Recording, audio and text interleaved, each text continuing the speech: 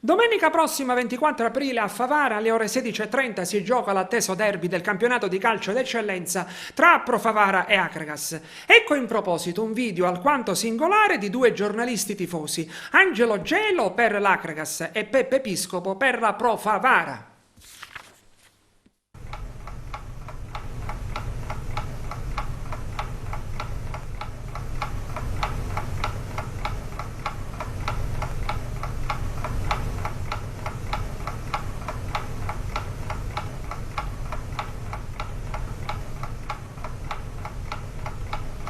Bella via.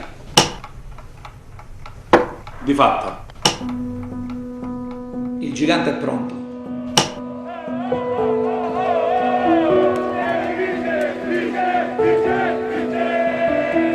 Ale, Favara Ale. Il nostro 12° uomo in campo.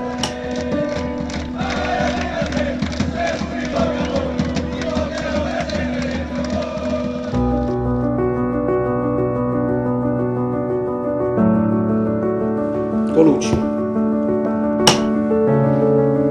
Valente.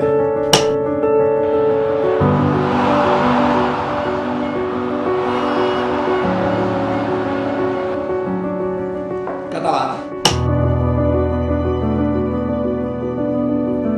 Maniscalco. Ora Prestia, palla imbucata per Bagnorano, non c'è fuorigioco, Bagnorano al centro, rete! Rete! Lucas Corner, riprende la Pro Favara. Arena.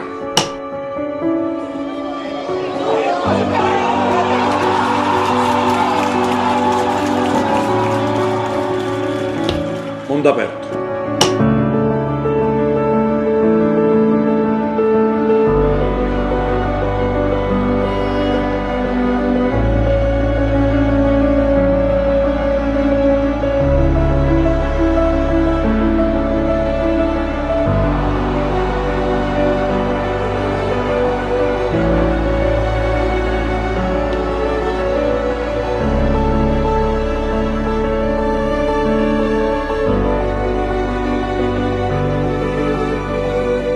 Cipolla.